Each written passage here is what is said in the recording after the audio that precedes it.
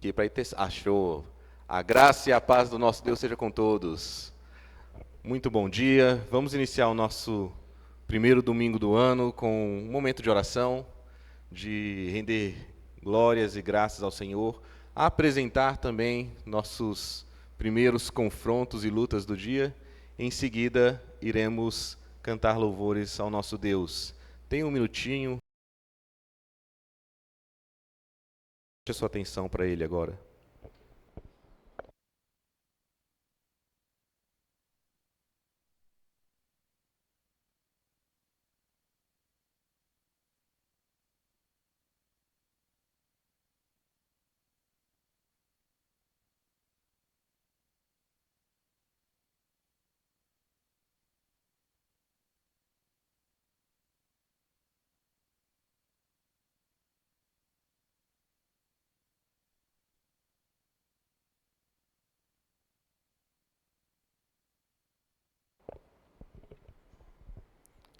Senhor nosso Deus, é diante do Teu chamado a nós que nos apresentamos diante do Senhor para Te louvar, bendizer, apresentar nossas petições, nossos motivos de louvor e alegria. Obrigado por nessa manhã podermos, como igreja, nos reunir para cultuar o nome de Cristo, para declarar-lhe louvor, para também sermos por Ti, pelo Teu Santo Espírito, alimentados e instruídos. Aceita este culto, guia-nos no meio a esse culto, em cada oração, em cada cântico, em meio à palavra. Que o Senhor se agrade de nós, não por mérito nosso, mas por causa do Teu Filho, Cristo Jesus, que morreu por nós, cobriu-nos com Seu sangue e nos trouxe essa esperança de salvação e vida eterna contigo. É no nome dEle que tudo fazemos. Amém. Vamos louvar a Deus?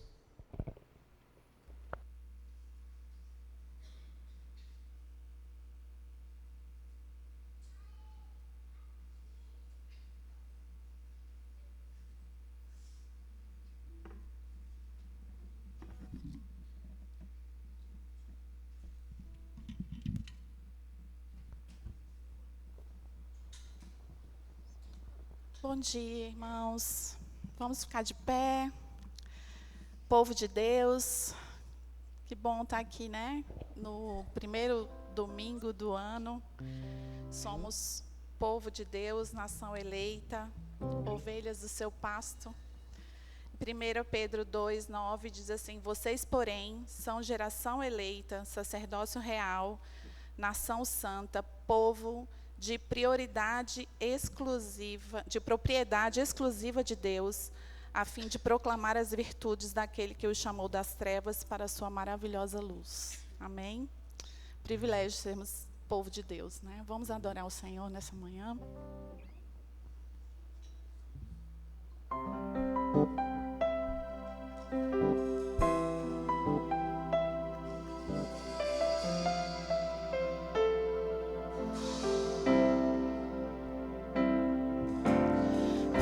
Sopra sobre nós teu sopro, reunidos neste ajuntamento, honra e santifica este momento com a tua igreja que é teu povo. Faz teu rio de paz correr no meio destes que por fé vem bem dizer-te, e a uma voz oferecer-te seus louvores, súplicas e anseios.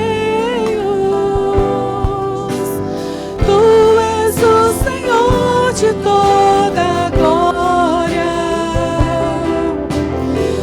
hoje e sempre, como foste outrora,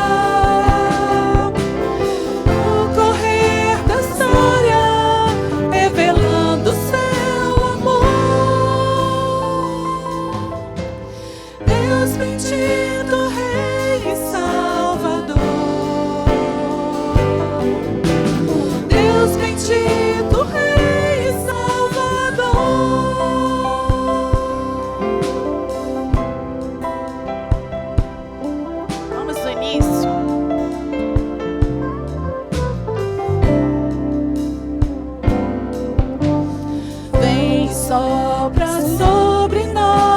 teu sopro,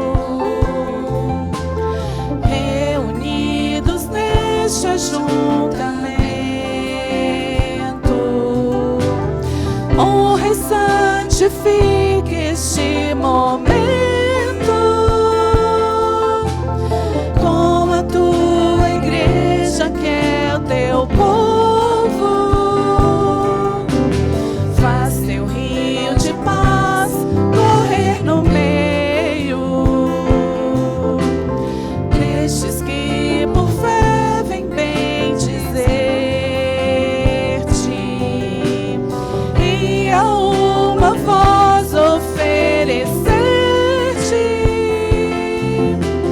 seus louvores, súplicas e anseios. Tu és o Senhor de toda a glória, hoje e sempre como foste outrora. No correr da história, revelando o seu amor. Deus bendito, Rei e Salvador. Deus bendito, Rei e Salvador. Tu és o Senhor de toda a glória, hoje e sempre como foste outrora. No correr da história, revelando o seu amor. Deus bendito, Rei e Salvador. Deus bendito, Rei e Salvador. Deus bendito.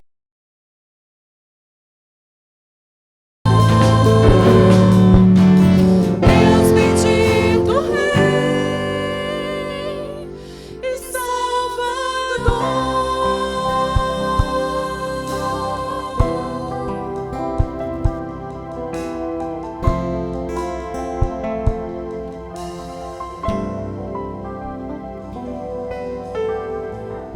Amém.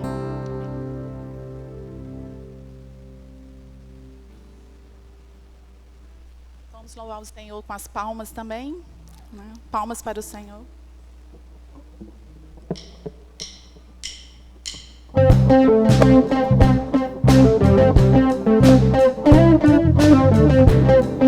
Todo o poder, toda a honra, toda a glória seja dada ao Senhor. Amém.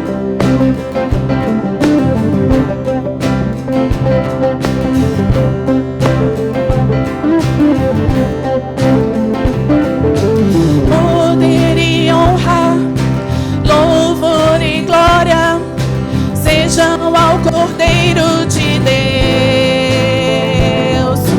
Todos os povos, tudo que existe, cale-se diante de ti. Poder e honra ao Senhor. Poder e honra, louvor e glória sejam ao Cordeiro de Deus. Todos os povos, tudo que existe, cale-se diante de ti. Toda língua confessará sua grande glória, todo joelho se dobrará. Em louvor tu és exaltado, ó Deus. O teu reino jamais passará. Cordeiro de Deus.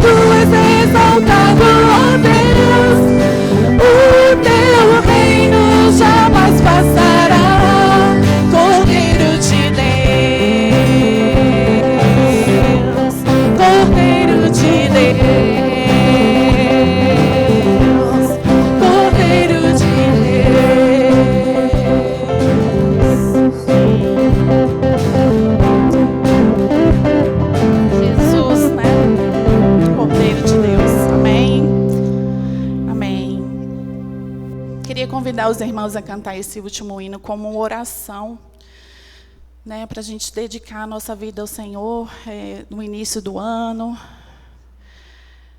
Nós consagrarmos as nossas vidas, entregarmos as nossas vidas, os nossos planos, os projetos de Deus para esse ano, que o Senhor tome o nosso ser, nosso espírito e faça a sua vontade em nós. Amém.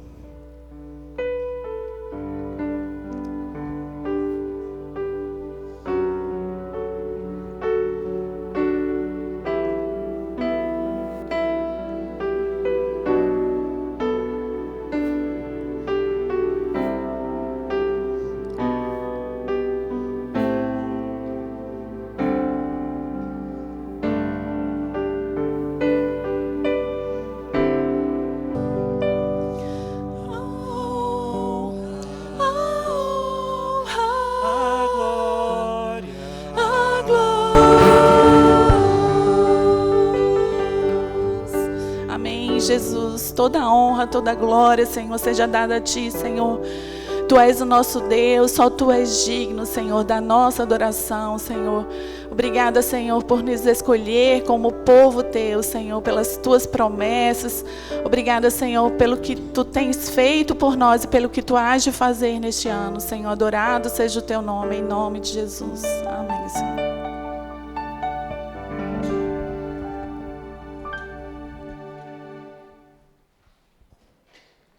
Amém.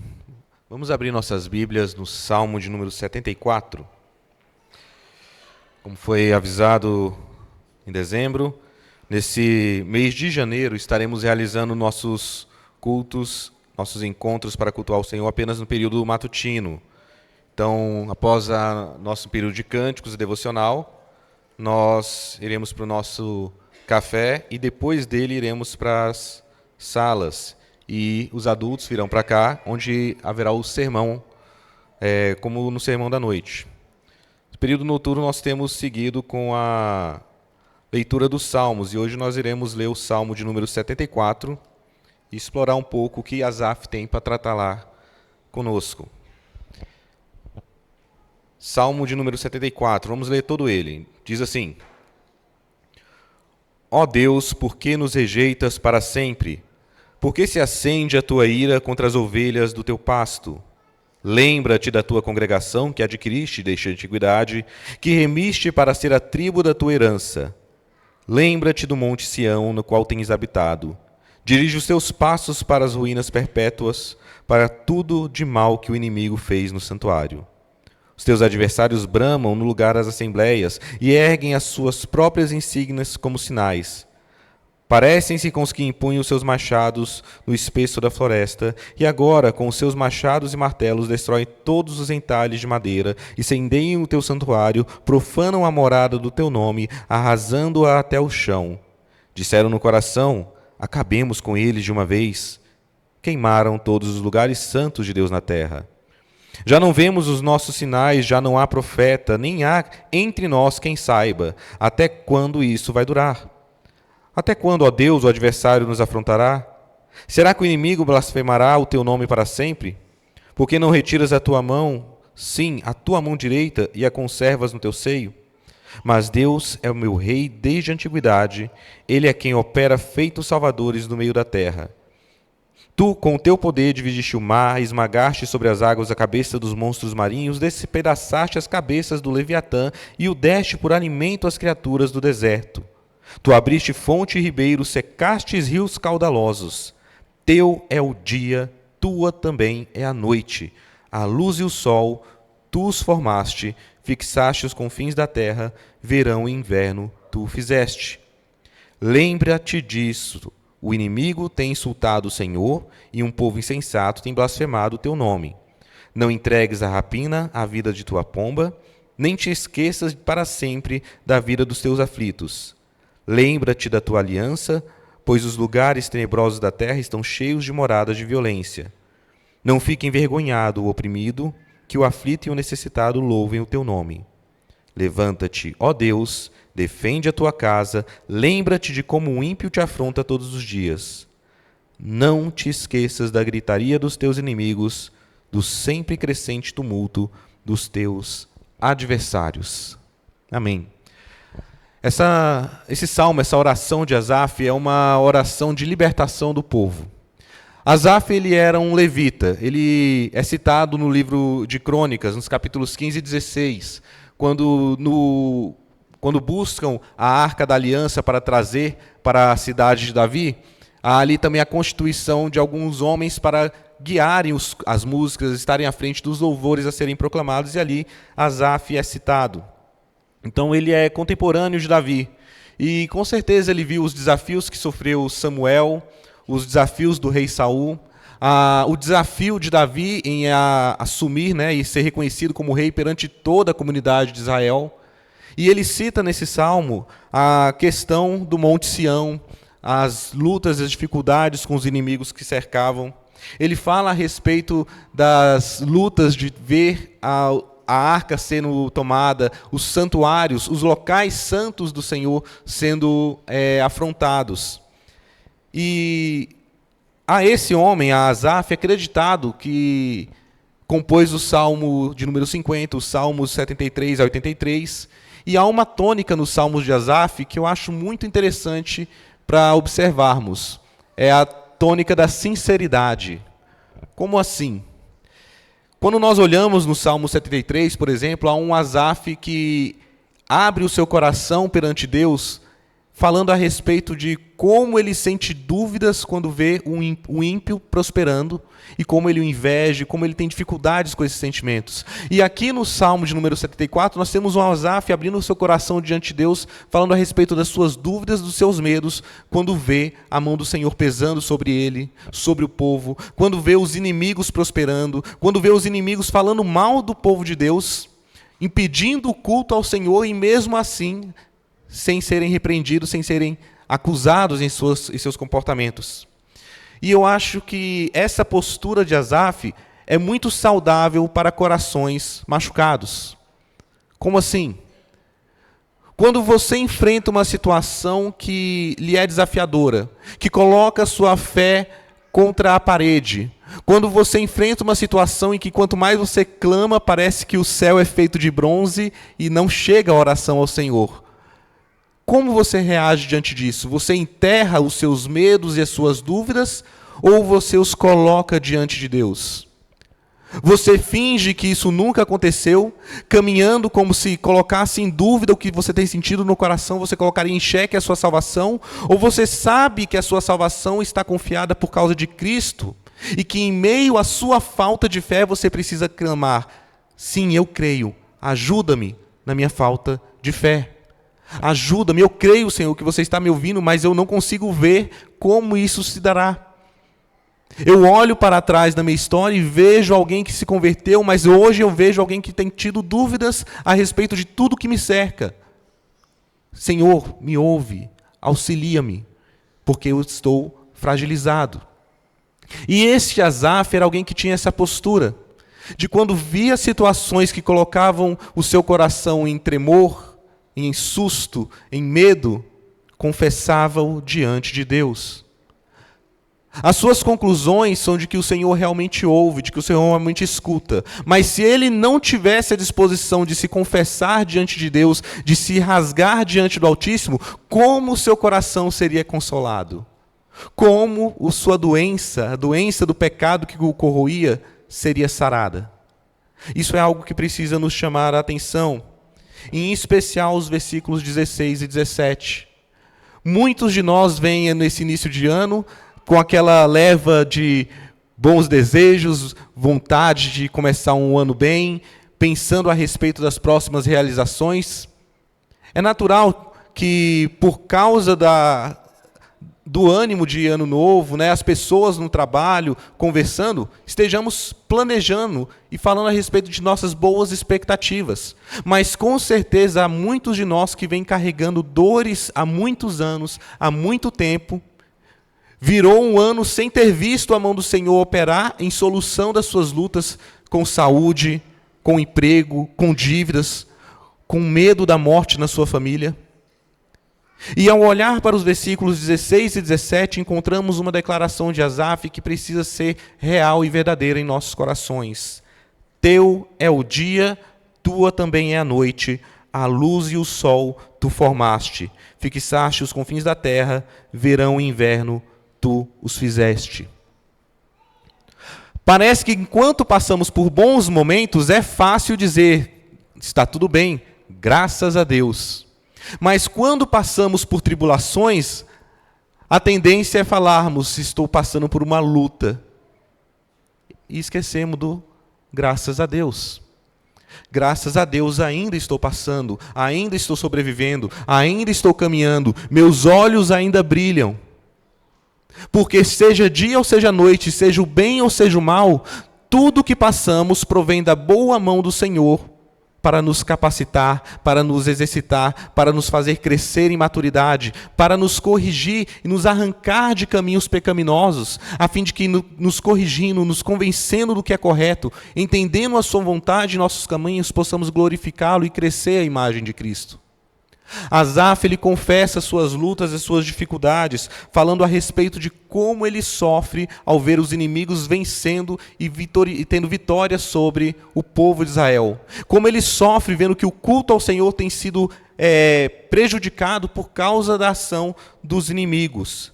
Mas ele continua clamando ao único que ele pode realmente clamar, ao único que pode solucionar essa situação: a Deus. Por certo, eu e você, que ouvimos do Evangelho, que recebemos a Cristo como nosso Salvador e fomos cheios do seu Espírito Santo, temos esse lugar ao qual clamar, temos esse Senhor ao qual nos apresentar. E podemos levar as nossas vozes, dobrar os nossos joelhos e clamar em meio às nossas lutas e tribulações. Mas nós não podemos fingir que elas não acontecem, nem podemos esconder as nossas dores como se o Senhor não a conhecesse. Pois muitas vezes é Ele quem pesa a mão, é Ele quem permite que isso aconteça, para que um povo que anda em caminho errado, um homem, eu e você, que nos comportamos de forma inadequada, sejamos corrigidos. Veja como ele fala a respeito da mão do Senhor. Por que retiras a tua mão, sim, a tua mão direita, e a conservas no teu seio? Ele não duvida de que a situação que eles estão passando não seja permissão do Senhor. Mas ele sabe que a sua mente e o seu coração está em dúvida, por isso ele se rasga na presença de Deus. E por fim, no versículo 20, ele trabalha aquilo que ele diz para o Senhor lembrar. Mas na verdade é como a nossa ceia, é como os nossos momentos de oração, é para que nós venhamos a nos lembrar. Ele fala no versículo 20, lembra-te da tua aliança. Não é Deus que precisa ser lembrado disso, sou eu e você. Eu e você precisamos lembrar da aliança celebrada pelo sangue de Cristo, da aliança que Ele fez conosco ao enviar o Seu Filho para morrer morte de cruz, ao ressuscitá-lo dentre os mortos pelo poder do Espírito e nos dar assim esperança de vida eterna. Esta aliança, fruto de uma promessa de salvação que Ele fez desde a queda, precisa estar diante dos nossos olhos em meio à nossa caminhada no mundo. Precisamos lembrar que lutas e tribulações acontecerão, não fomos deixados enganados. Precisamos lembrar que o mundo haverá muita violência, que o mundo continuará crescendo a aflição até o dia glorioso do Senhor. Mas devemos lembrar também que, como nós estudamos no mês passado em Joel, à medida que esses sinais, que essa violência, que essas dores e tribulações aumentam no mundo, também é tangível a forma como o Senhor continua se revelando em meio ao seu povo. Porque com o avançar dos anos nós vimos não só a manifestação deste povo, dos seus reis, a manifestação do Cristo, mas também o seu Espírito sendo derramado em nosso meio. E hoje somos essa igreja, corpo de Cristo, morada do Espírito Santo, e temos muito mais recursos do que, digamos, Davi tinha. Porque ele vislumbrava a vinda do Cristo e hoje sabemos que o Cristo veio, aguardamos a sua volta. Era instruído pelo Espírito, mas hoje somos morada desse Santo Espírito. Ele clamava a Deus, mas mediante o nome de Cristo Jesus, o nosso mediador, podemos falar diretamente com Deus e chamá-lo de Pai. Estamos numa situação muito melhor nesse sentido, de maior grandeza da revelação de Deus que nos alcançou. Então a semelhança de Asaf, a instrução nessa manhã para vocês é: há temores, há dúvidas, há medo. De alguma maneira, uma situação colocou a sua fé a se abalar. Não finja que não aconteceu. Confesse diante de Deus. Entregue diante do Senhor. Derrame suas lágrimas no seu travesseiro, clamando: Senhor, eu creio. Ajuda-me na minha falta de fé. Senhor, eu creio que você me ouve. Corrige-me e ajuda-me a ver que caminhos serão tomados. Sabendo que Ele sim se lembra da sua aliança, Ele se lembra de cada um de nós. Ele vai cumprir o que prometeu. O seu reino virá em poder e em glória completamente na pessoa do Cristo. E quando Ele se manifestar, nós também seremos levados para junto dEle e habitaremos na sua presença eternamente. Amém? Feche os seus olhos. Pai querido, muito obrigado pela Tua palavra que nos relembra a respeito da Tua bondade e do Teu amor por nós. Muito obrigado pela Tua palavra que nos consola em meio às lutas e tribulações do dia a dia. Muito obrigado porque não dependemos unicamente de nós, não dependemos das nossas forças. Muito obrigado porque confiamos em Ti e no Teu Espírito e não na nossa capacidade de Lhe ser fiel. Em meio aos temores e dúvidas que assombram os nossos corações, que o Senhor, ó Pai, possa nos ensinar, possa nos comunicar a razão, o motivo, possa nos instruir e corrigir as nossas visões. Por meio da Tua palavra, por meio de cada momento em que cantarmos as Tuas verdades, por meio de cada momento em que os nossos corações e joelhos se dobrarem diante de Ti, o Senhor possa estar nos limpando, nos corrigindo, nos consolando por meio do Teu Espírito. Obrigado porque nessa primeira manhã, nesse primeiro domingo de 2025, podemos nos voltar com sobriedade para a Tua palavra e reconhecer que sim, as lutas existem e existirão e que muitos entre nós estão sofrendo e padecendo lutas sem uma esperança imediata de solução. Ajuda-nos a reconhecer também essas lutas ao nosso redor, para ser boca de Deus, para sermos Suas mãos no cuidar, no abençoar, no ministrar na vida uns dos outros. É no nome de Cristo Jesus, o nosso Senhor, que eu oro. Amém. Bom, meus irmãos, mais uma vez, feliz ano novo para todos, que a graça e a paz de Deus seja com todos. Nós estaremos realizando os nossos cultos apenas no período da manhã, nesse mês de janeiro, e algumas informações especiais. Nos domingos nós teremos uma escola bíblica de férias diferente, voltadas para missões. Então as nossas crianças, até 10 anos, estarão saindo após o café e indo para a sala, onde terão uma história voltada para missões. Ao sair de lá, provavelmente elas vão estar com um panfletinho, que elas vão levar para os pais, então pais escutem, para elas orarem, e vocês orarem também pelos missionários que a igreja já apoia. É uma forma de vocês relembrarem e conhecerem também missionários que já são apoiados pela nossa igreja. Então, insisto com vocês que conversem com elas sobre a importância de missões, o que aprenderam em cada aula, e lembrem-se de orar durante a semana pelos missionários que estarão sendo apresentados. Vamos orar pelos nossos aniversariantes da semana? Temos algum aniversariante aí nesse início de ano? Aniversários de casamento também.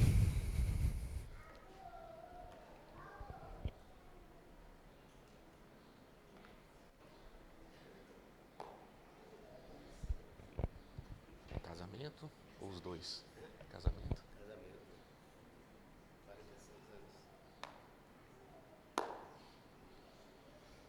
Mais alguém? Não? Então vamos orar aqui, 46 anos de casamento, hein? Glória a Deus.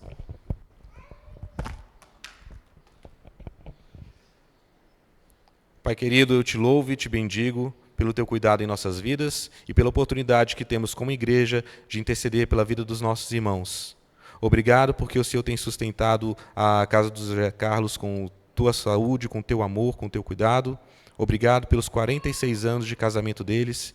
Que o Senhor, ó Pai, continue o sustentando diante de Ti, diante do nome de Cristo Jesus. Que as alegrias, que os prazeres deles sejam vividos na Tua presença para a honra e glória do Teu nome. E que esse casamento também seja luz para a sua família e para a igreja na qual eles comungam. É no nome de Cristo Jesus que nós os abençoamos. Amém. Deus abençoe. Chocolatinho. Amém. Vamos dividir assim um chocolate só. Vamos para o nosso intervalo, então, para o nosso café da manhã. E às 11 horas nós voltamos aqui para o templo.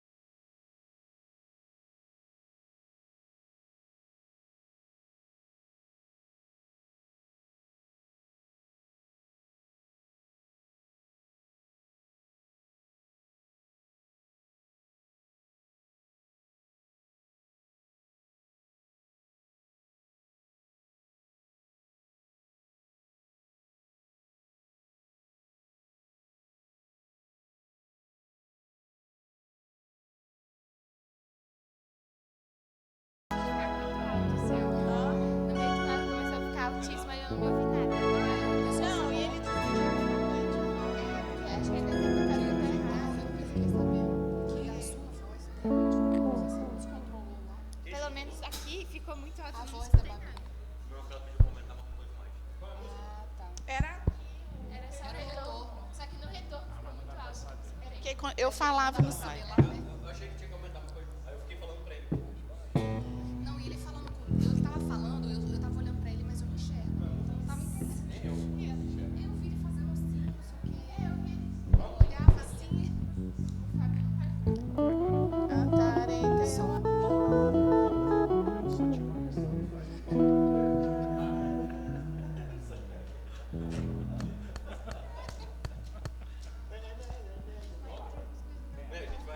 Vai tocar não? Vai. Não é pra começar agora? Não, pera, vamos.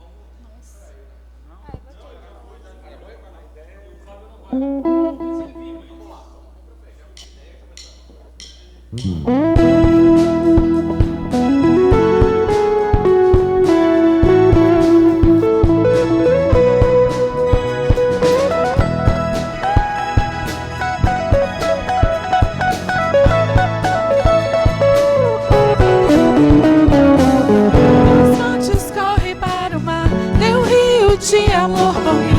Eu abrirei meu coração, deixando a tua cura entrar. Me alegro por te pertencer, levantarei as minhas mãos. O teu amor me alcança e me faz louvar-te. Cantarei teu amor pra sempre. Cantarei teu amor pra sempre. Cantarei teu amor pra sempre. Cantarei teu amor pra sempre. Os montes correm para o mar, teu rio de amor por mim. Eu abrirei meu coração, deixando a tua cura entrar. Me alegro por te pertencer, levantarei as minhas mãos. O teu amor me alcança e me faz louvar-te. Cantarei teu amor pra sempre. Cantarei teu amor pra sempre. Cantarei teu amor pra sempre. Cantarei teu amor pra sempre. Meu coração exulta, de alegria eu canto. Seu mundo conhecerá-te, ele se encherá com a tua alegria. Cantarei teu amor pra sempre. Cantarei teu amor pra sempre. Cantarei teu amor pra sempre.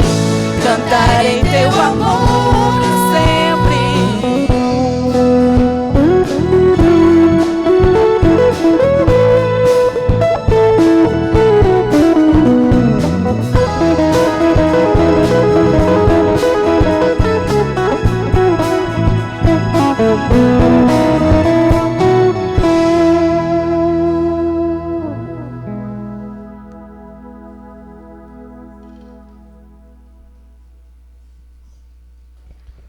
Mais uma vez, bom dia a todos. Vamos tomar assento e iremos para o nosso sermão.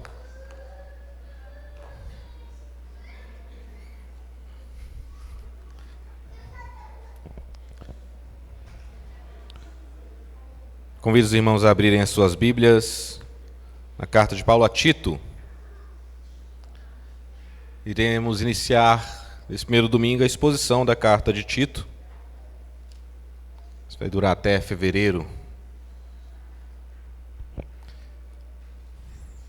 Tito, capítulo 1, leremos dos versos 1 ao 4.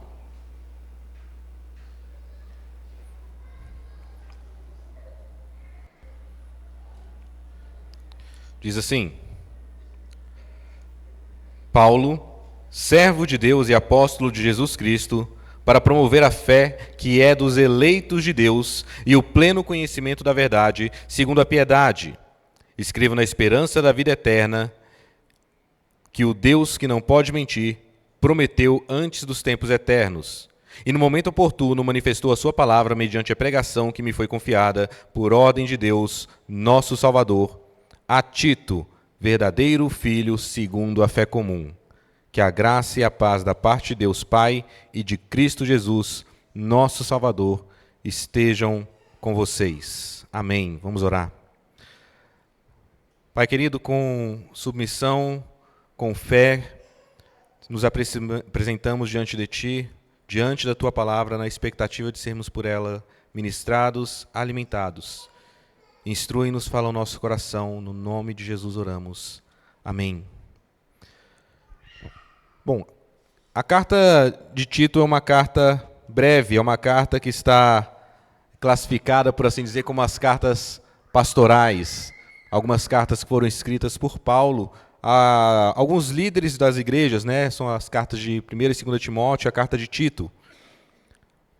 Carlos Oswaldo, no seu livro Foco de Desenvolvimento, fala que a carta de Tito, se ele fosse resumir em uma mensagem, o centro dela seria o convite a uma maturidade cristã. É Paulo instruindo Tito sobre como guiar a sua igreja, a sua comunidade, em direção a uma vida mais madura, a um compromisso mais maduro com o Senhor, com as responsabilidades de uma igreja. E pensando nisso, eu vi como tem muitos pontos de contato entre a realidade dessa carta, de quando ela foi escrita, com a nossa atual situação, né? De uma igreja jovem, uma igreja que está se estabelecendo em meio a uma comunidade, ao Jardim Botânico. Hoje estamos nessa eminência de compra de lote, de construção. Então, Paulo escreve a Tito para instruí-lo sobre a escolha de líderes, sobre o comportamento, sobre esse crescimento e o impacto que aquela comunidade precisava ter na cidade onde ela estava plantada. E como é natural de um sermão introdutório, um primeiro momento, é muito bom que venhamos a esclarecer que cidade era essa, quem era Tito, qual a sua relação com Paulo, relembrar quem é Paulo, né? E até mesmo relembrar o que é o evangelho do qual nós fomos alcançados e hoje igualmente pregamos. O título que eu dei para esse sermão é O Chamado do Servo. Fala a respeito dessa ideia de que fomos chamados por Deus para servi-lo de alguma maneira, e isso precisa estar claro em nossas mentes. Precisamos iniciar então pensando quem foi Paulo. Paulo, nós conhecemos como um grande missionário, né? Alguém que escreveu a maioria das cartas e livros que nós temos compilados no Novo Testamento. Ele era conhecido como Saulo de Tarso, esse era o seu nome romano. Ele nasceu na cidade de Tarso, né? E ali ele cresceu e foi instruído. A cidade de Tarso era uma cidade muito importante para a realidade daquela época, era uma cidade universitária, uma cidade onde os estudos, o conhecimento eram muito difundidos e importantes. Nós vemos também que Paulo, além de romano de nascimento, além de ter nascido como Saulo na cidade de Tarso, ele também era um judeu da diáspora. Ele, na verdade, um israelita da diáspora, um hebreu. Ele era da tribo de Benjamim. Então, ele também era benjamita. Ele fala a respeito dessa sua situação de benjamita, quando ele fala da sua circuncisão ao 8º dia, de tudo que ele viveu. Ele era do partido dos fariseus, era um grande estudioso. Lá em Atos 22, fala que ele estudou aos pés de Gamaliel. Então, era alguém que era não só de nascimento romano, numa cidade importante, numa cidade de cunho intelectual muito importante como Tarso, mas ele também era um fariseu. Ele era alguém que foi criado numa das seitas, num dos grupos mais fervorosos, mais apegados à lei, ao estudo e à observação da lei que tinha naquela época. Um benjamita também. Saulo, então, ele tinha muitas qualidades que o levaram a ser esse homem que nós temos como alguém que escreveu e explicou e estabeleceu as doutrinas da igreja, como não temos notícias de outros. Alguém que foi escolhido por Deus, chamado por Cristo para divulgar essas informações, para anunciar o evangelho entre os gentios. Esse era Paulo, um missionário, um apóstolo, um israelita, mas também alguém que tinha uma natureza romana. causa, provavelmente, desse tempo, desse seu nascimento em Tarso, ele também era um grande conhecedor da história grega, dos seus filósofos, e isso foi um instrumento para ele no anúncio do Evangelho, na contextualização da mensagem.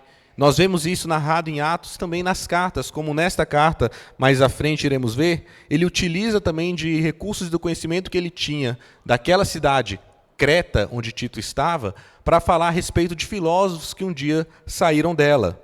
Então ele era alguém bem versado, bem instruído, e que, além de tudo, era também um evangelista e um discipulador.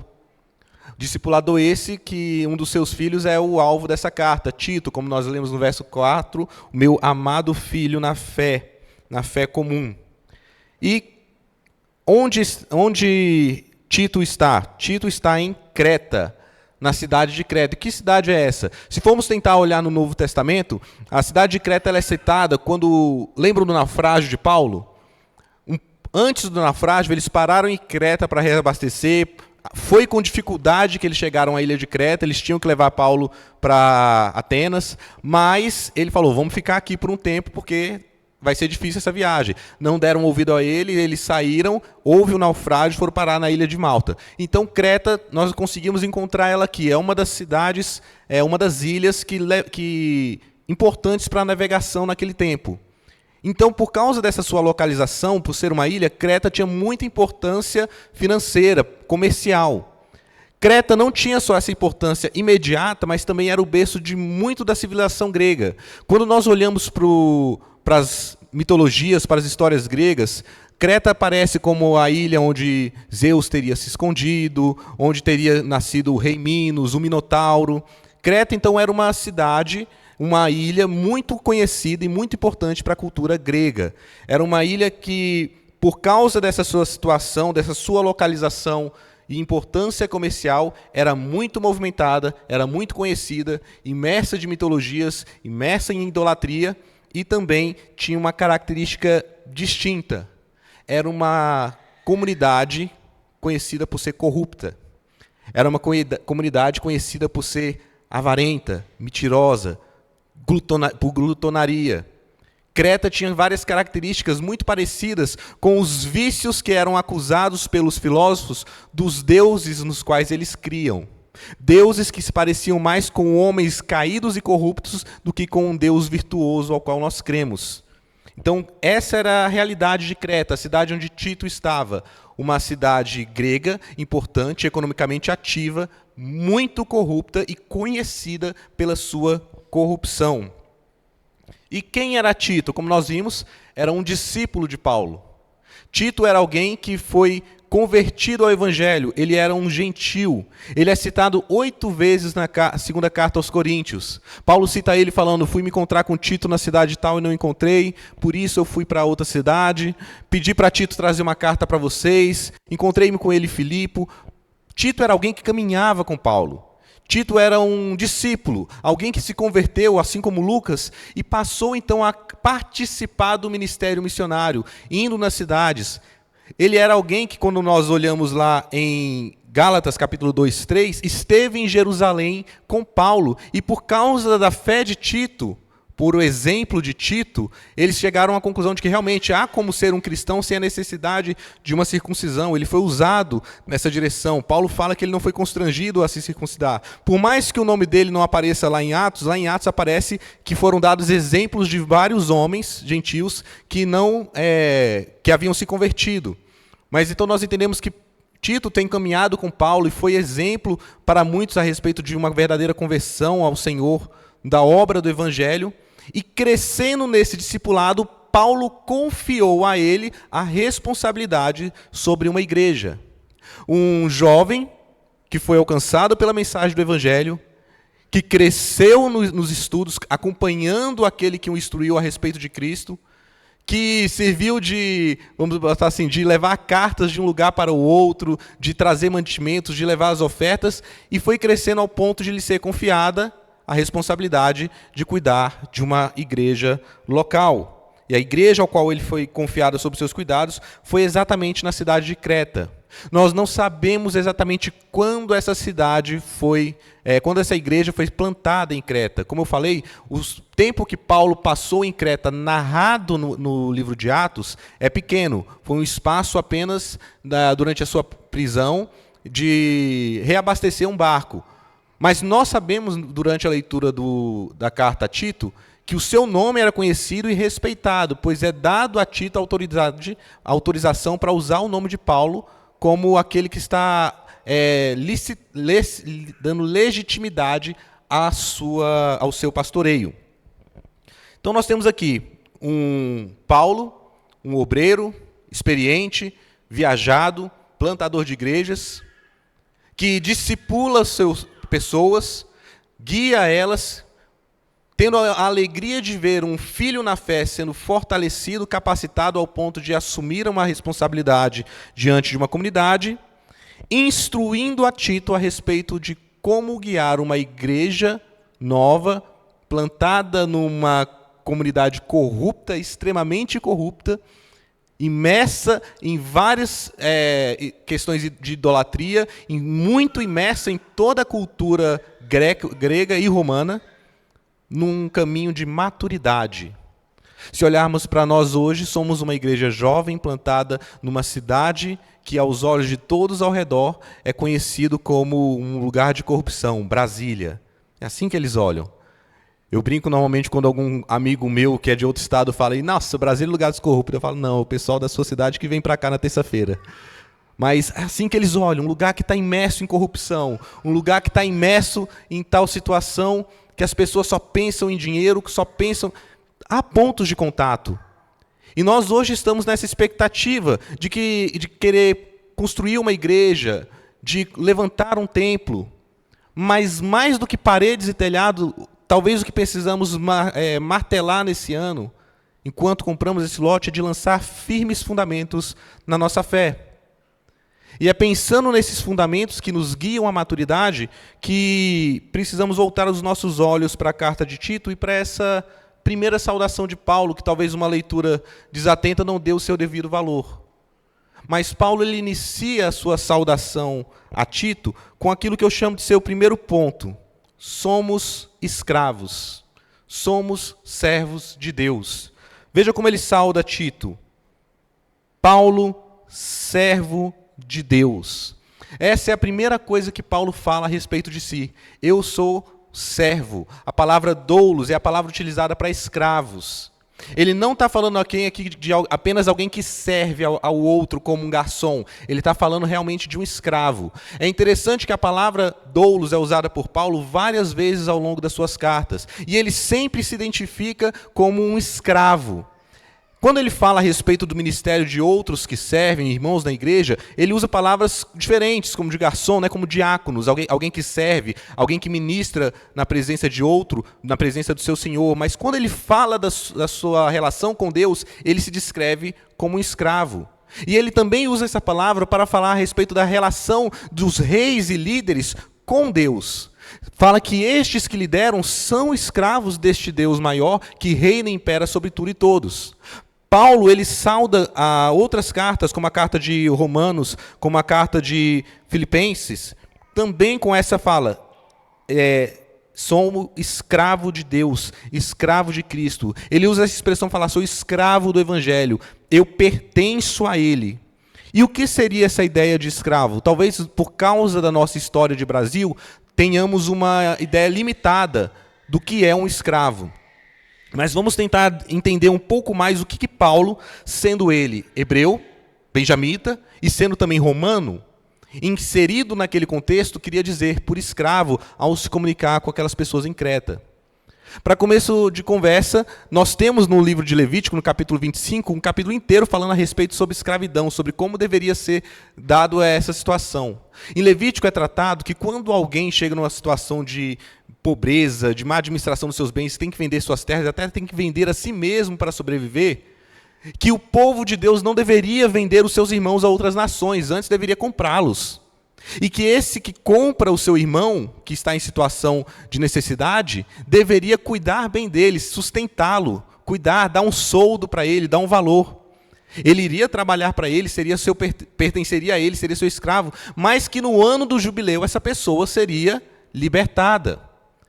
É interessante que o livro de Levítico, inclusive, fala a respeito de como os levitas deveriam instruir na compra dos bens também, para que não houvesse pobre, não houvesse miseráveis entre Israel. Quando alguém comprasse um terreno do outro, no ano do jubileu, ele deveria devolver aquele terreno. E os levitas, eles fazem inclusive um cálculo do quanto que aquela terra iria render para a pessoa, porque faltam 5 anos, faltam 3 anos para o ano do jubileu. O ano do jubileu é o ano que vem. Os levitas organizavam isso aí para ser uma compra justa. Afinal, a pessoa teria que devolver aquela terra para o seu dono original, para o clã, para a tribo a qual foi separado a terra.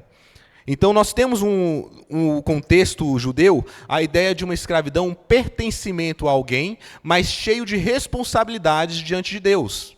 Aquela pessoa passa a responder pela vida do outro. É interessante que estava lendo o dicionário de Paulo e suas cartas, os organizadores destacaram um provérbio que havia naquela época: quem compra um escravo judeu, compra um dono para si. De tão pesado que era a responsabilidade de cuidar e de ser responsável por uma vida. Aquela vida pertencia a Deus e eles deveriam zelar por aquilo. Nós vemos ao longo do Velho Testamento que em alguns momentos isso não foi respeitado. Houve repreensões de homens vendendo seus compatriotas como escravos. Mas essa era a ideia de escravidão. Eu sou o responsável pela vida do outro. Só que esse não era o contexto greco-romano.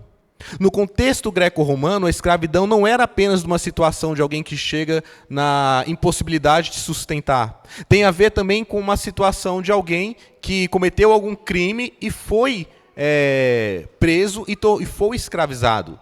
Então, no contexto greco-romano, existem vários tipos de escravos.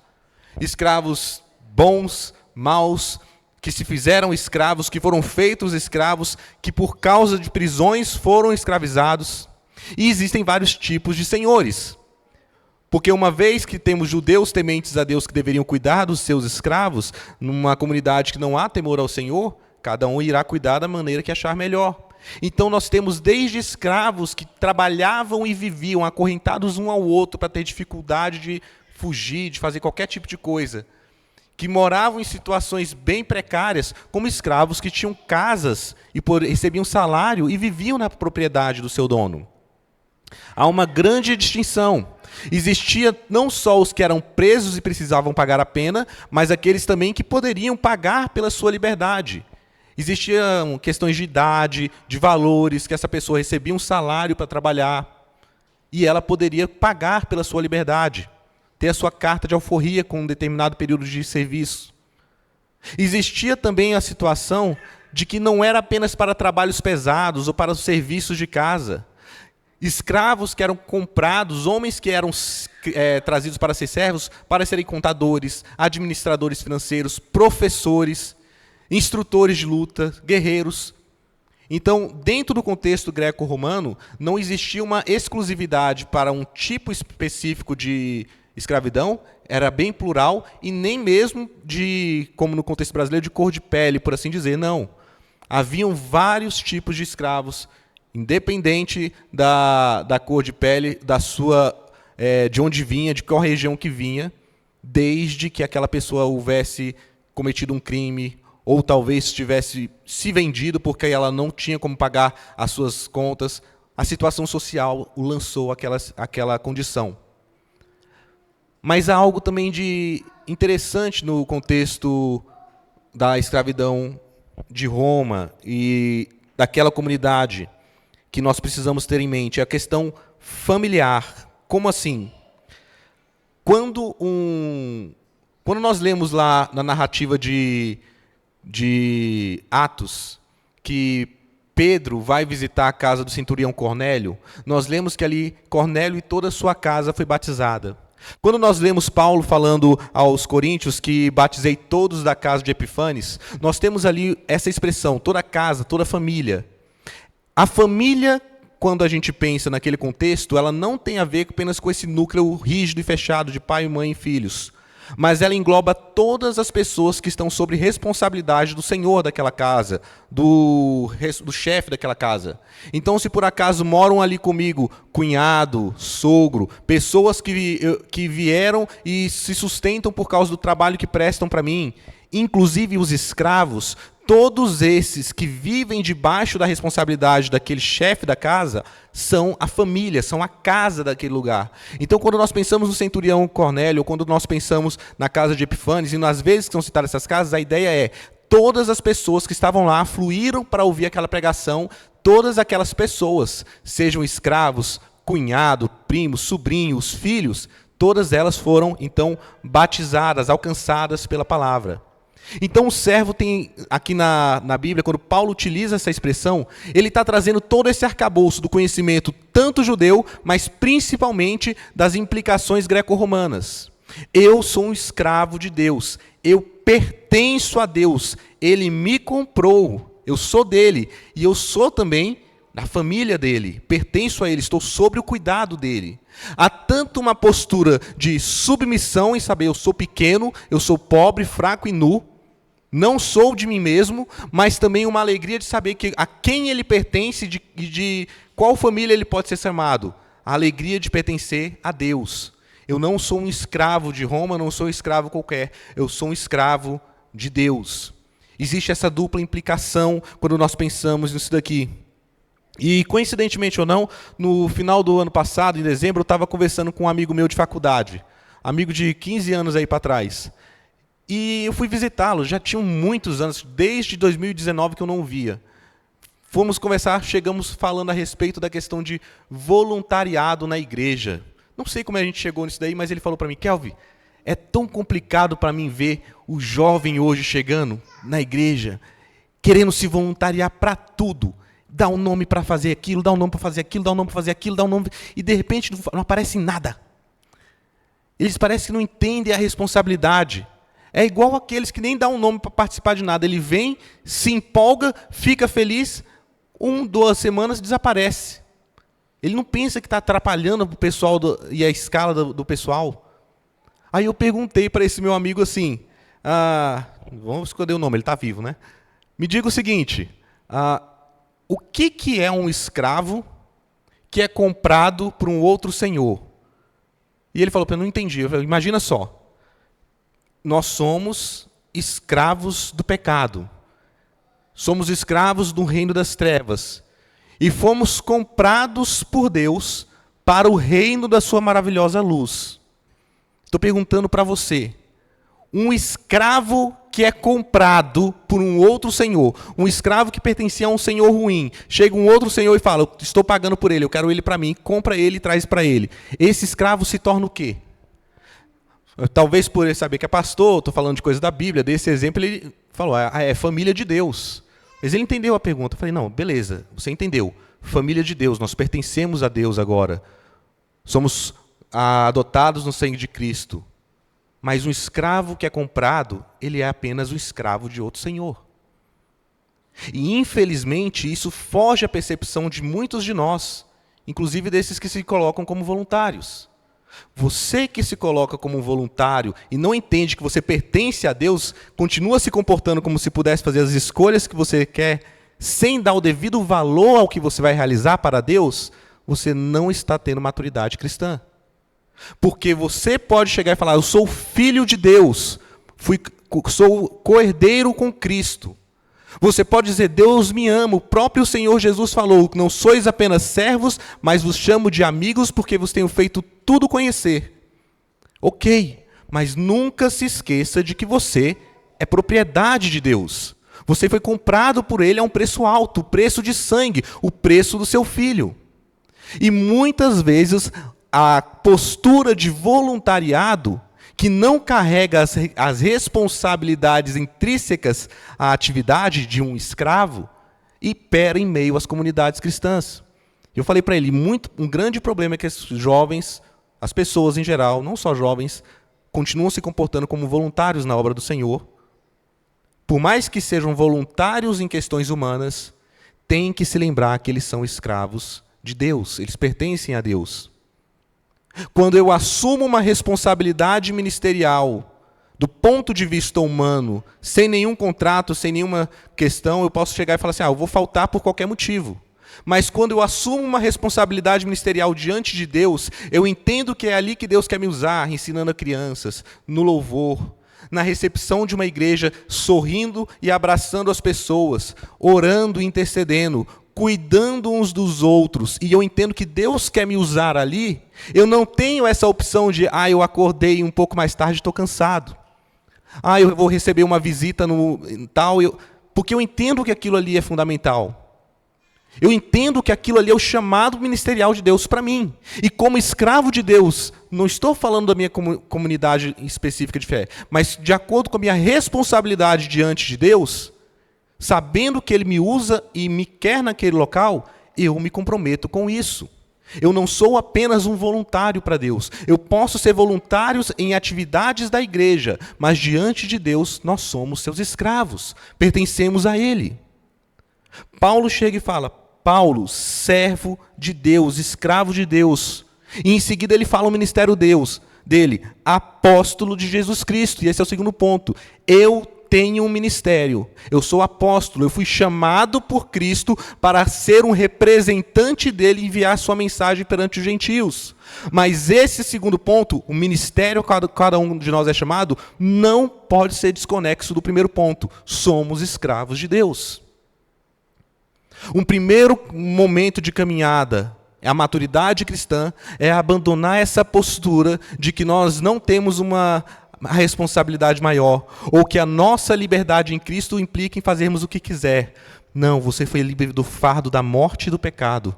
Você foi livre da condenação que a lei trazia sobre todos aqueles que caminham em oposição a Deus. Você foi chamado para o reino da luz, recebido por súdito, recebido por servo, por filho, amigo de Deus. É verdade, mas nunca se esqueça que você continua pertencendo a Deus. Ele pagou por você.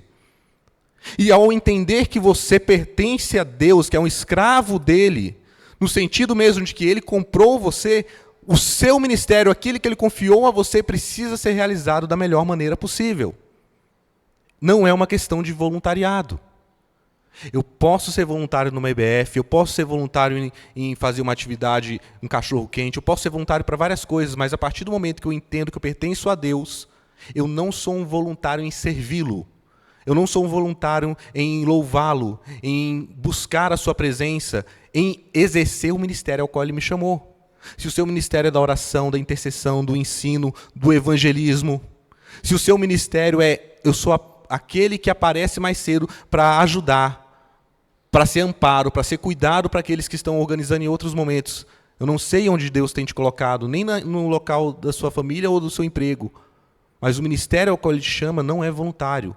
É algo que Ele está mandando você fazer. E Paulo entende isso, e quando ele fala, eu sou apóstolo de Cristo Jesus, para promover a fé que é dos eleitos de Deus e o pleno conhecimento da verdade, segundo a piedade, ele fala, eu tenho um compromisso.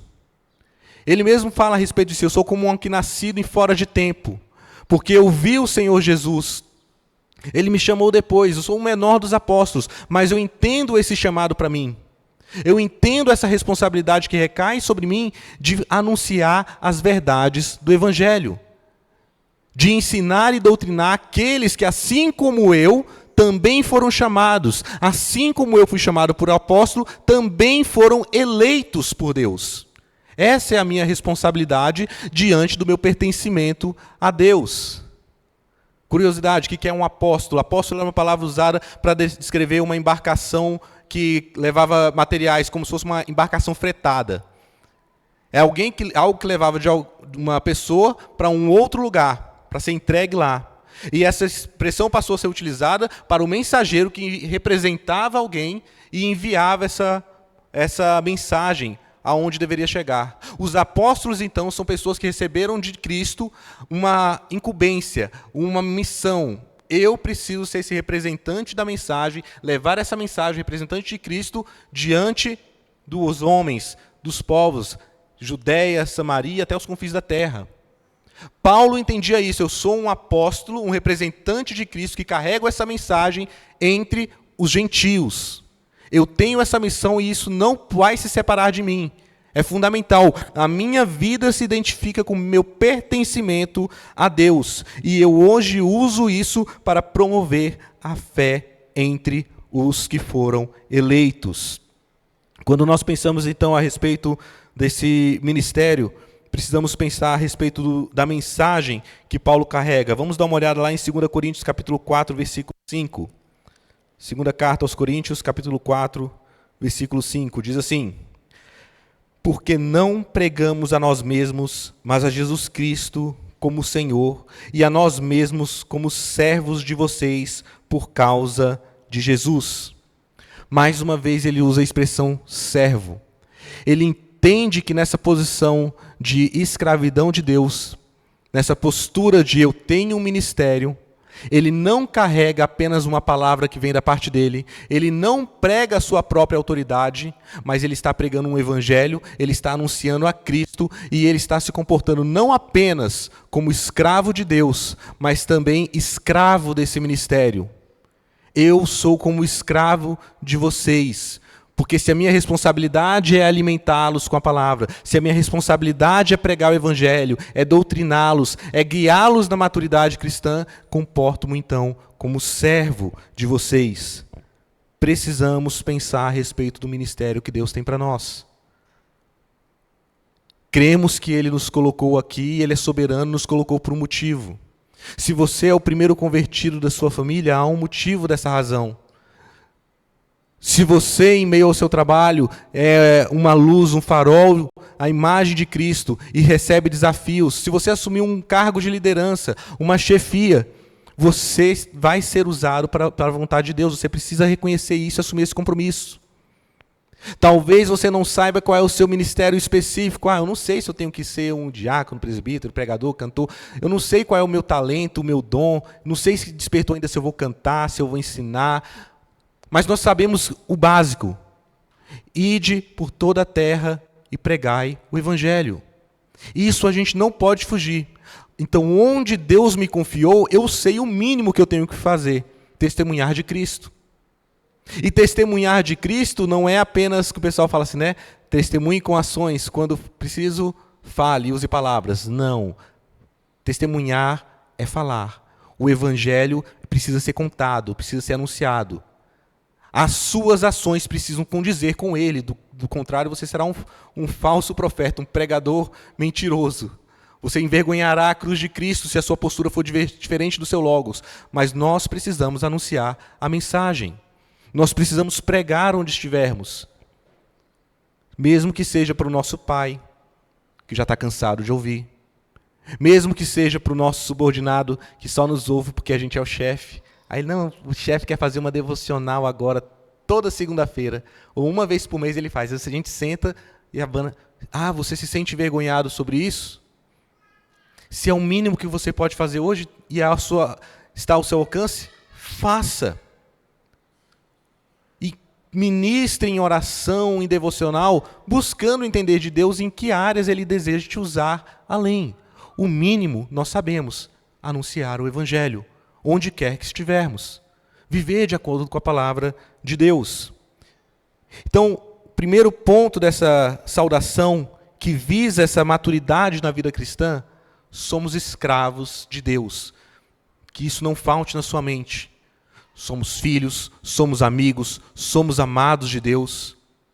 Somos mais do que servos porque Ele nos fez conhecer. Sim, mas nunca se esqueça que Ele pagou pela sua vida. E nesse sentido nós não podemos negociar. Porque por causa desse pertencimento, podemos então viver para o ministério que Ele nos confia. O ministério da palavra, do evangelho, de promover a pessoa de Cristo, as boas novas de salvação e não a nossa própria imagem. Não a nossa própria condição ou status social. Precisamos nos preocupar mais com o anúncio do evangelho. E o ponto 3, temos uma mesma graça. Paulo escreve essas coisas a Tito porque ele confia que Tito também foi alcançado por essa graça e por essa esperança. Versículos 2-4 diz assim: escrevo na esperança da vida eterna que o Deus que não pode mentir prometeu antes dos tempos eternos e no momento oportuno manifestou a sua palavra mediante a pregação que me foi confiada por ordem de Deus, nosso Salvador, a Tito, verdadeiro filho segundo a fé comum. Paulo escreve para Tito porque ele sabe, ele tem essa expectativa de que a mesma graça, a mesma esperança e a mesma fé que o alcançou, que habita nele, o entendimento desse pertencimento, também habita no coração de Tito. Quando ele fala a respeito da esperança da vida eterna, o que é que ele está falando? Nós vamos voltar lá em João capítulo 3, versículo 36, quando João Batista fala a respeito da esperança de vida eterna. Quem crê no Filho tem a vida eterna, mas quem não crê, perecerá. Nós temos no Evangelho essa mensagem de salvação, essa mensagem de esperança. E o que é o Evangelho, eu pergunto para vocês. Será que vocês conseguem dizer em poucas palavras o que é o Evangelho? Será que isso está claro na sua mente para que no dia que lhe perguntarem numa rua, no dia que perguntarem qual é o fundamento da sua fé, você tenha condições de responder claramente? Eu digo que não é tão fácil assim, porque nós temos o Evangelho do Reino, que são boas notícias, Evangelho, boas notícias, de que o Reino de Deus está próximo, de que o Reino de Deus veio na pessoa do Cristo. Nós temos o Evangelho de Jesus Cristo, é a boa notícia de que Jesus é realmente a raiz de Davi e o Filho de Deus pela ressurreição dos mortos, conforme diz lá em Romanos. Nós temos um evangelho da salvação, porque por causa de Jesus Cristo, que morreu em nosso lugar, ele pagou uma dívida nossa que nos levava à morte. Ele morreu em nosso lugar. Fomos salvos dessa situação iminente de morte por causa de Cristo Jesus. Então, as implicações do Evangelho podem se misturar na hora da gente explicar as implicações dela. Mas o que é o Evangelho? A boa notícia é que Deus prometeu salvar o homem. E Ele cumpriu essa promessa em Cristo Jesus. O Cristo Jesus que morreu, ressuscitou, e por causa dessa ressurreição temos esperança de vida eterna. A boa notícia é que Deus cumpriu a sua promessa em Cristo Jesus. A promessa de que iria salvar o homem. Cristo que morreu, ressuscitou e por causa disso temos esperança de vida eterna. Isso precisa estar claro na nossa mente. Essa esperança que Paulo tem aqui aponta para uma verdade que às vezes fica nublada na nossa mente. O Evangelho, as boas novas de salvação se consumam em Cristo, as implicações são várias, mas se eu não conseguir responder isso de forma clara, se eu não conseguir declarar isso para aquele que me pergunta, para aquele que pede razão da minha fé, é porque eu não tenho ministrado adequadamente na presença de Deus, na busca da sua palavra, não tenho me exercitado nisso. Então passe a exercitar. Com quem que eu exercito isso? Vamos dar um exemplo, né? Pastor Kelvin, com quem que você exercita evangelismo? Com os meus filhos, a cada devocional. Com quem você exercita pregar? Com a minha esposa, quando eu estou em dúvida, eu vou explicar um negócio para você. Vê se você entendeu. Não entendi, então vou fazer de novo. Exercita, busca ser claro, busca ter isso na ponta da sua língua. Busca viver de acordo com isso que você diz crer. A esperança é a mesma de Paulo, de Tito e de todos aqueles que confiaram suas vidas a Cristo, de que o Evangelho é a mensagem de salvação do homem. Deus cumpriu a sua promessa em Cristo Jesus. Vamos dar uma olhada como Paulo fala disso lá em Romanos capítulo 1.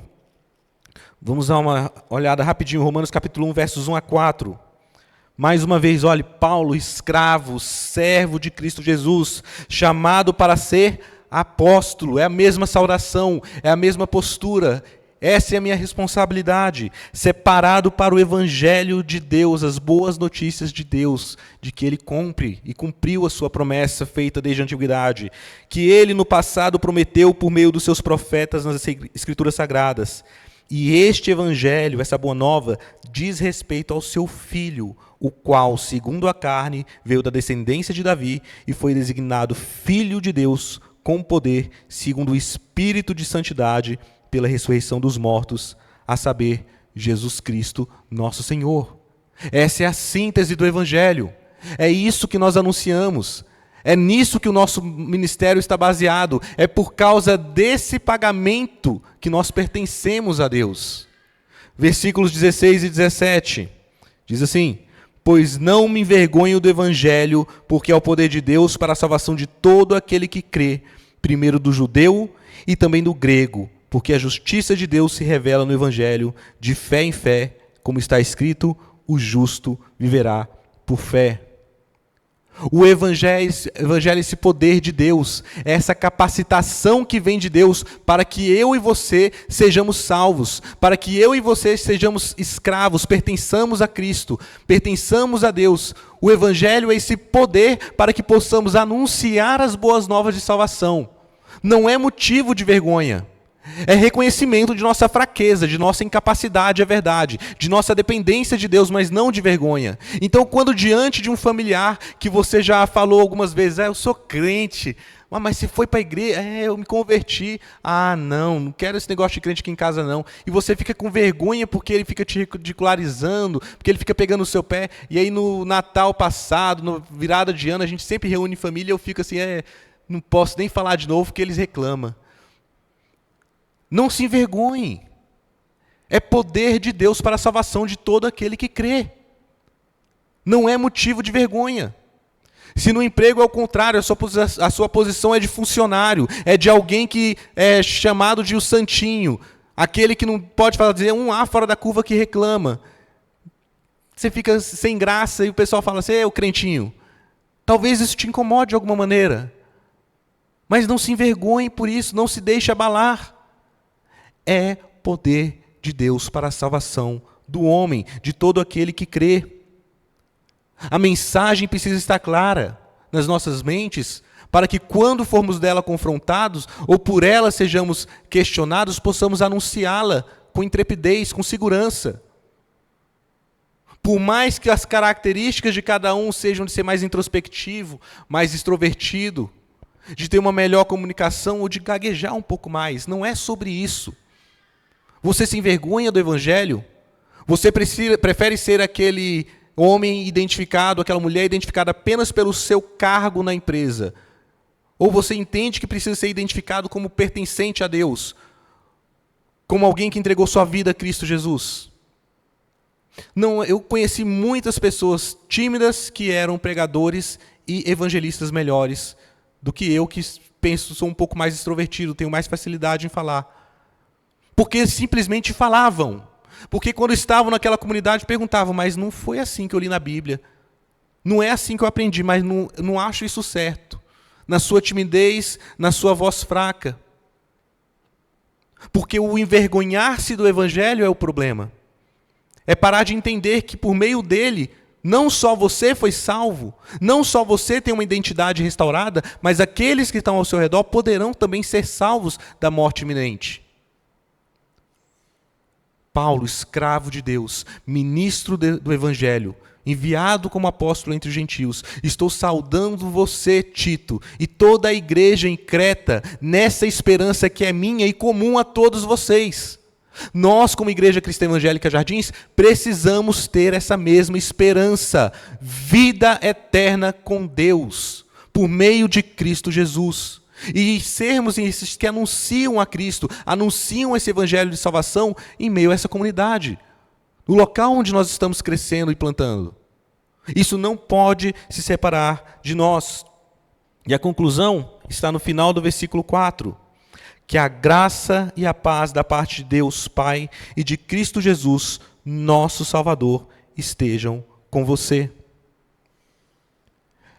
A graça de Deus nos alcançou por meio de Cristo Jesus. Ele enviou o seu Filho para morrer em nosso lugar, para nos salvar. Primeira carta aos Coríntios, capítulo 15, versículos 3 e 4, diz assim: Antes de tudo, entreguei a vocês o que também recebi. Cristo morreu pelos nossos pecados, segundo as Escrituras, e foi sepultado e ressuscitou ao terceiro dia, segundo as Escrituras, e apareceu a Cefas e depois aos 12, depois foi visto por mais de 500 irmãos de uma só vez, dos quais a maioria ainda vive, porém alguns já dormem.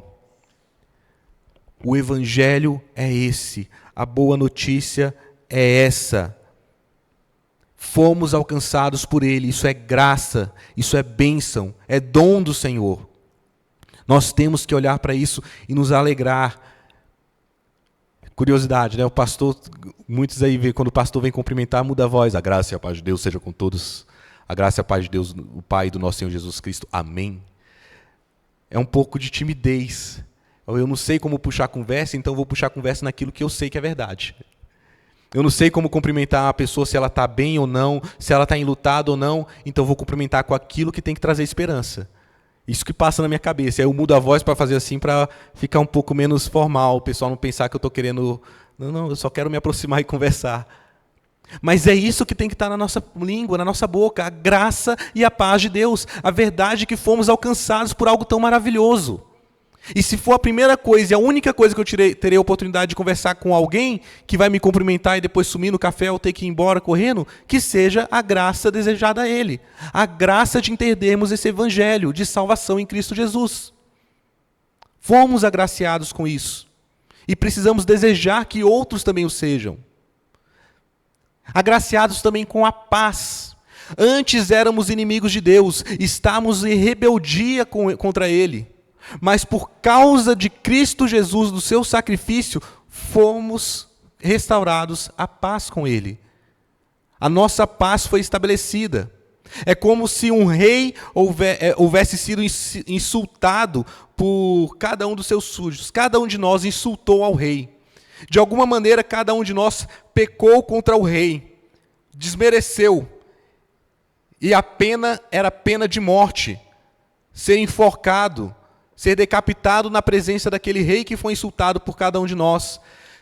E nós, ao invés de chegarmos e pedirmos para Ele misericórdia, tem misericórdia das nossas vidas, porque nós o insultamos, queremos resolver isso aqui, queremos pagar pelas nossas vidas, queremos pagar a dívida que nos foi dada.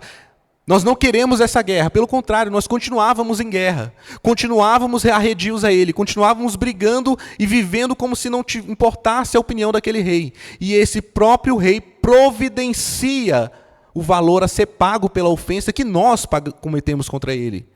E esse próprio rei vem até nós, na pessoa do Filho, para viver entre nós, para anunciar essa promessa de salvação.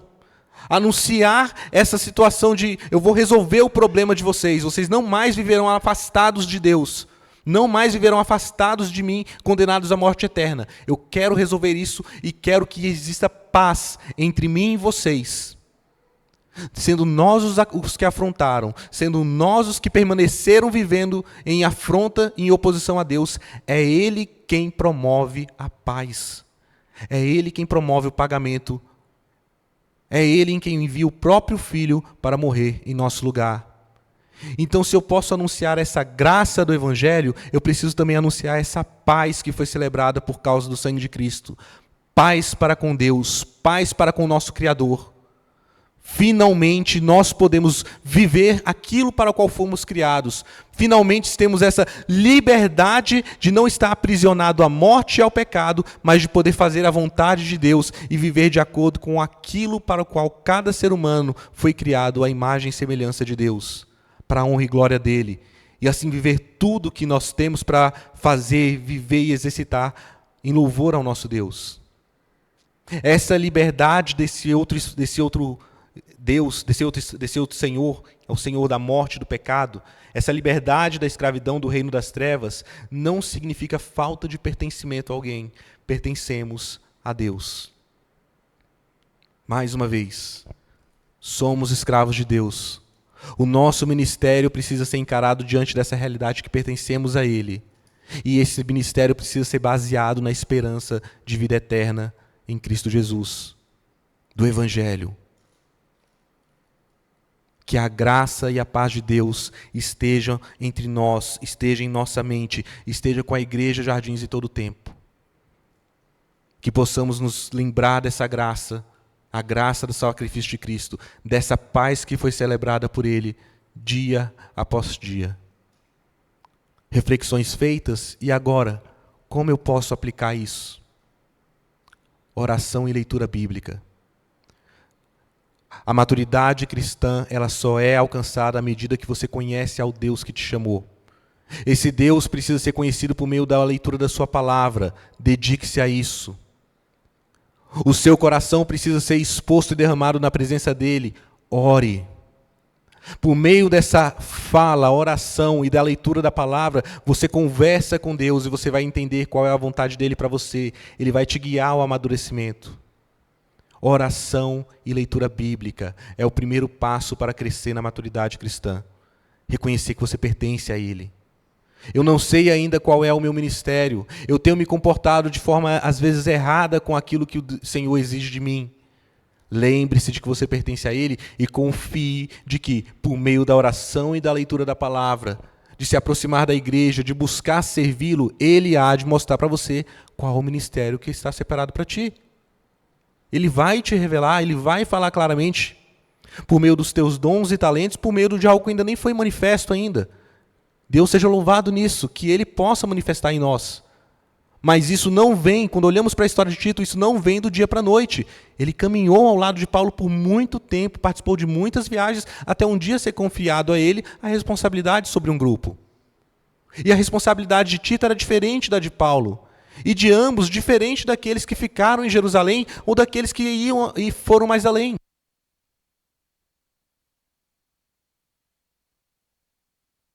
Você vai conseguir entender qual é a vontade dele para você e qual o ministério que ele tem para você. E lembre-se da mesma esperança que habitou em Paulo, habitava em Tito e habita em meio à igreja. Deus cumpriu a sua promessa em Cristo de salvar o homem por meio de Cristo Jesus, que morreu, ressuscitou e nos traz essa esperança de vida.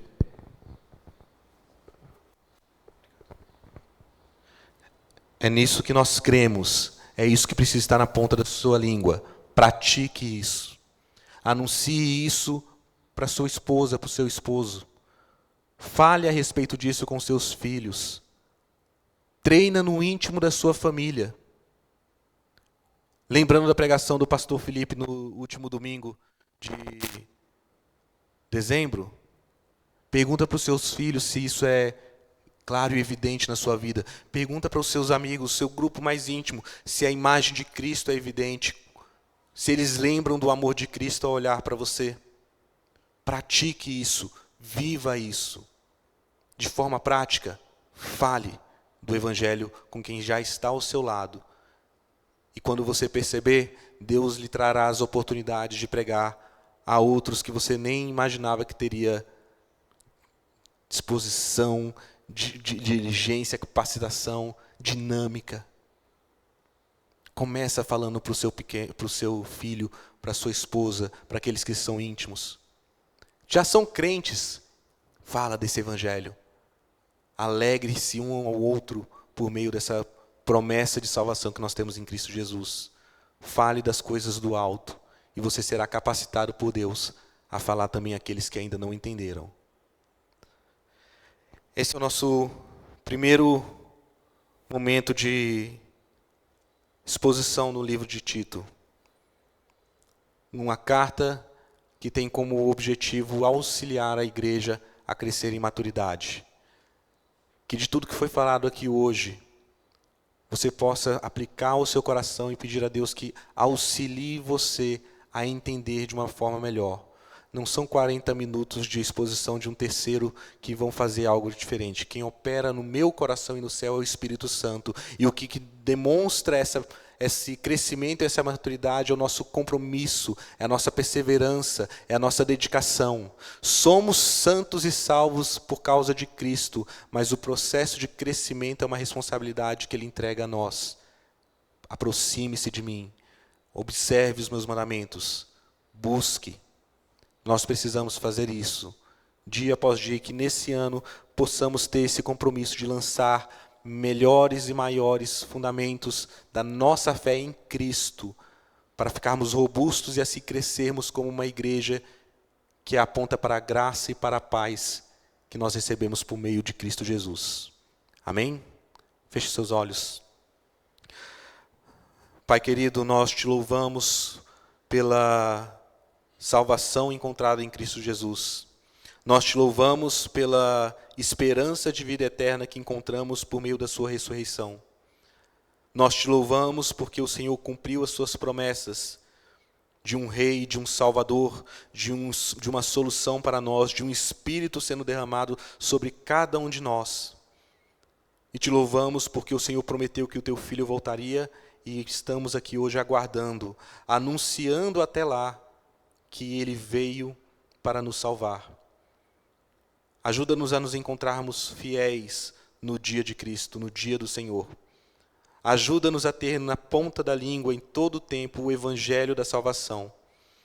A crermos e a nos comportarmos dessa maneira, de que o Evangelho é o poder de Deus para a salvação de todo aquele que nele crê.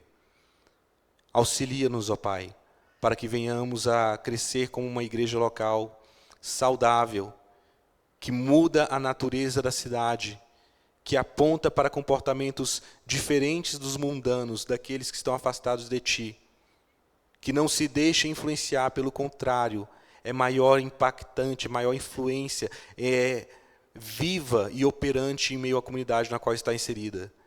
Que sejamos, desde já, luz em meio aos nossos vizinhos, familiares, colegas de trabalho, para a honra e glória do Teu nome. Não afasta de nós, ó Pai, a percepção de que pertencemos a Ti. Pelo contrário, ajuda-nos a crescer no entendimento do que é esse pertencimento, para assim sermos melhores instrumentos nas Tuas mãos. Tudo o que fazemos aqui é no nome de Cristo Jesus, nosso Salvador. Que a graça e a paz do nosso Deus e Pai, e que as ternas consolações do Espírito Santo, que o amor que nos foi dado por meio do sacrifício de Cristo Jesus, seja com toda a sua igreja, hoje e para todo sempre, até que Ele venha. Amém. Deus abençoe a todos. E não sai correndo não, abraça os irmãos aí, espera as crianças. Lembrem de orar pelos nossos missionários. A gente vai pegar lá os folhetinhos de divulgação. Um bom domingo.